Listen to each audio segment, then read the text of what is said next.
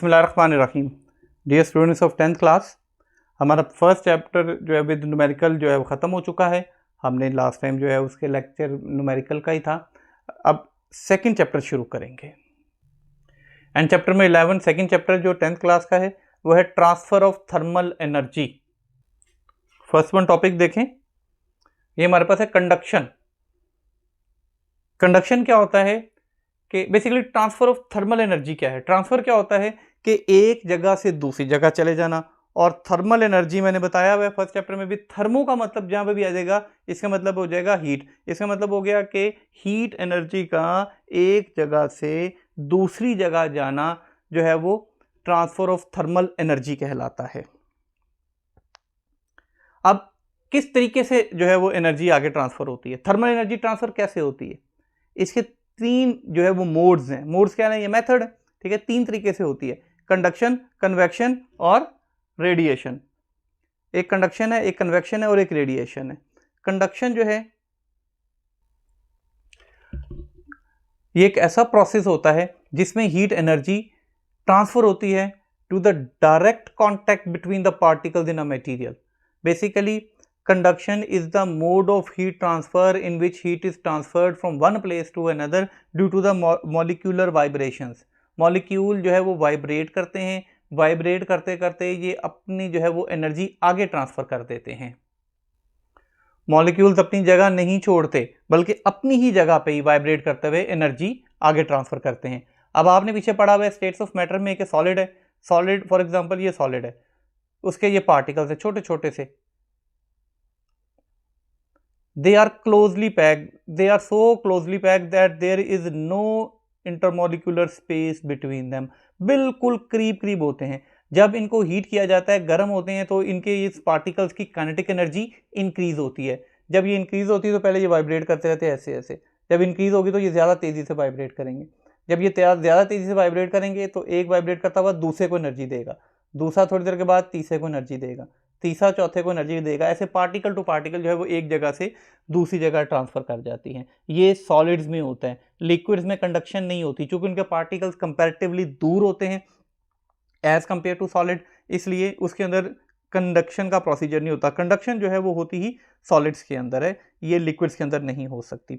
अब for example अगर आपके पास एक लोहे का रॉड है जो कि हॉट है, रेड हॉट है, और एक तरफ जो है वो आपके पास बिल्कुल ठंडा रॉड है, आप इन दोनों को आपस में जोड़ के रखते हैं। आप जोड़ते हैं, अब थोड़ी देर के बाद देखते हैं कि ये जो ठंडा वाला रॉड होगा ये भी गर्म हो जाएगा, और ये जो गर्म वाला रॉड है ये थोड़ा सा पहले की निस्बत ठंडा हो जाएगा, यानी कि यहाँ से हीट एनर्जी यहाँ तक ट्रांसफर हो गई। यही चीज़ कंडक्शन होती है। अगर लोहे का एक रॉड हो, अगर आप उसको गर्म करें, हीट करें, एक चूल्हे पर रख देते हैं, आप उसको दूसरी तरफ से नहीं पकड़ सकते क्योंकि वो गर्म हो जाएगा। वहाँ कंडक्शन की वजह से गर्म हो रहा है कि वो बहुत ज़्यादा हीट, एक तरफ से रेड हॉट हो गया, आप दूसरी तरफ पकड़ नहीं सकते, कि वहाँ पर भी जो है वो ट्रांसफ़र हो गई है एनर्जी। तो ऐसी एनर्जी ट्रांसफ़र जो है वो कंडक्शन कहलाती है, जिसमें कि मॉलिक्यूल्स जो है वो अपनी ही जगह पे वाइब्रेट करते करते एनर्जी को आगे ट्रांसफ़र कर देते हैं। देखें, conduction is the process by which the heat is transferred through direct contact between the particles in a material without any actual movement of the material। It happens when fast moving hotter particles collide with slow moving cooler particles। के जैसे मैंने बताया था कि लोहे का एक rod है जो कि गर्म है, दूसरा ठंडा है, तो हॉट वाले जो है वो कोल्ड वाले पार्टिकल से टकराते हैं और एनर्जी उनको ट्रांसफ़र कर देते हैं, अपनी काइनेटिक एनर्जी उधर ट्रांसफ़र कर देते हैं। इस तरीके से हीट भी जो है वो एक जगह से दूसरी जगह ट्रांसफ़र हो जाती है। और यही वजह है कि जो मेटल्स होते हैं ये कंपैरेटिवली जो है ये नॉन मेटल्स की निस्बत मेटल्स जो हैं ये अच्छे कंडक्टर होते हैं, जो कि उनके अंदर फ्रीली मूविंग इलेक्ट्रॉन जो है वो तादाद में ज़्यादा होते हैं। नेक्स्ट वन देखें, थर्मल कंडक्शन इन सॉलिड्स, कि सॉलिड के अंदर जो है वो कैसे हीट जो है ट्रांसफ़र होती है। देखें, thermal conduction in solid, conduct कैसे करती है थर्मल, मैंने बता दिया, हीट एनर्जी सॉलिड के अंदर कैसे ट्रांसफ़र करती है। अक्सर आपने देखा होगा कि अगर कोई भी एक स्पून है, कोई चम्मच है, अगर हम उसको एक तरफ से गर्म करते हैं, हम उसको दूसरी तरफ से नहीं पकड़ सकते, हम उसे दूसरी तरफ से नहीं पकड़ सकते। अब इसकी क्या वजह है कि एक तरफ से दूसरी तरफ से वो गर्म हो गया, हम उसको टच नहीं कर सकते।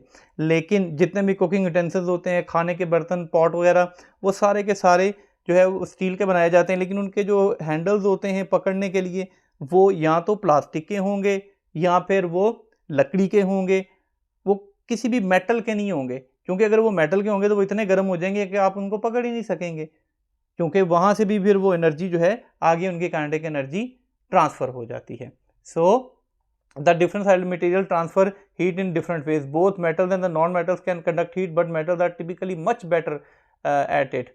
करते नॉन मेटल्स भी हैं, लेकिन मेटल्स में चूंकि फ्री इलेक्ट्रॉन्स बहुत ज़्यादा होते हैं इसलिए वो ज़्यादा करते हैं। In solids the atom molecules are tightly pack, constantly vibrate around the mean position, वो मैंने पहले बता दिया, क्लोजली पैक होते हैं, अपनी ही जगह वाइब्रेट करते हुए आगे एनर्जी को ट्रांसफर करते हैं।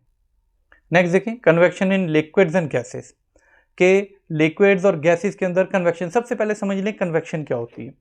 कंडक्शन का हमने देख लिया, कंडक्शन क्या था कि the mode of heat transfer in which heat is transferred from one place to another by the molecular vibration, molecules do not leave their mean position. जबकि कन्वेक्शन में बिल्कुल जो है इसका उलट होता है। इसमें क्या होता है, the transfer of heat through the actual movement of molecules. इसमें जो मॉलिक्यूल्स है वो एक्चुअली तौर पर खुद जाते हैं और एनर्जी को लेकर ऊपर की तरफ चले जाते हैं, यानी कि वो अपनी मीन पोजीशन, उनकी जो जगह है वो छोड़ते हैं, छोड़कर जो है वो ऊपर की तरफ जाते हैं एनर्जी लेके, और वो आगे ट्रांसफ़र कर देते हैं इस तरीके से एनर्जी को। यही वजह कि जब कोई भी लिक्विड या गैस उसको गर्म किया जाता है तो उसकी डेंसिटी कम हो जाती है, लाइटर हो जाती है, और वो एक्सपैंड करती है और वो फैल जाती है और उसका लेवल थोड़ा सा हाई हो जाता है। ऐसे ही जब इसको ठंडा किया जाता है तो फिर जो है उसकी डेंसिटी थोड़ी सी हाई हो जो है डेंसिटी हाई हो जाती है और हीट करने से उनकी डेंसिटी कम हो जाती है। फॉर एग्ज़ाम्पल अगर आप पानी का एक जो है वो बीकर लें, उस पानी के बीकर को आप चूल्हे के ऊपर रखें, ट्राइपॉड स्टैंड लें, वायर गॉज लें, नीचे स्प्रिट लैंप के साथ जो है नीचे आग जला दें, तो आप देखेंगे थोड़ी देर के बाद वाटर जो है बॉयल करना शुरू कर देगा। अब ये बॉयल होता हुआ नज़र क्यों आ रहा है आपको? बॉयल होता हुआ हमें इसलिए नज़र आ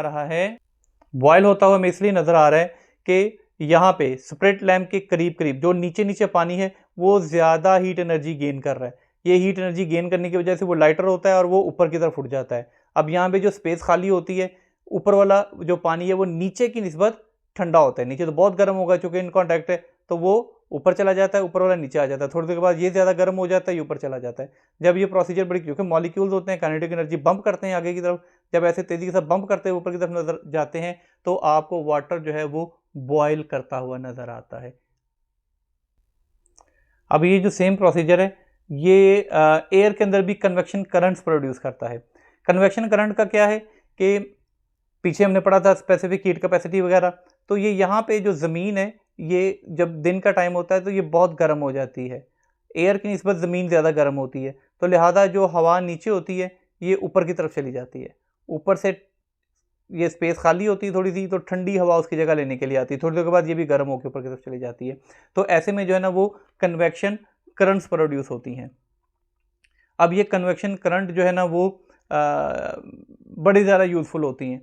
अगर हमने जो है वो देखा हो हॉक्स, ईगल, वल्चर, ऐसे जो बड़े बड़े जो परिंदे होते हैं उड़ने वाले, वो बहुत कम पर हिलाते हैं, ये वो ज़्यादा ग्लाइड करते हैं, वो कन्वेक्शन करंट्स का यूज़ करते हैं कि वो उस गर्म वाले हिस्से पे हवा के आते हैं और हवा के साथ ही जो है वो ऊपर चले जाते हैं और अपनी बहुत ज़्यादा एनर्जी जो है वो बचा रहे होते हैं। इसके बाद जो है वो लैंड एंड सी ब्रीजेज और बाकी सारी इसकी एप्लीकेशंस हैं वो इंशाअल्लाह ताला कल के लेक्चर में डिस्कस करेंगे। लेकिन ये याद रख लें, कन्वेक्शन करंट जो है ये जो प्रोड्यूस होता है ये बेसिकली प्रोसीजर सारा वही है, सनलाइट होती है, हीट होती है, वो गर्म होता है, ऊपर जाता है और ये सारा ऐसे प्रोड्यूस होती हैं कन्वेक्शन करंट, जैसे कि ये लिक्विड्स के अंदर भी कन्वेक्शन करंट्स प्रोड्यूस हो रही होती हैं।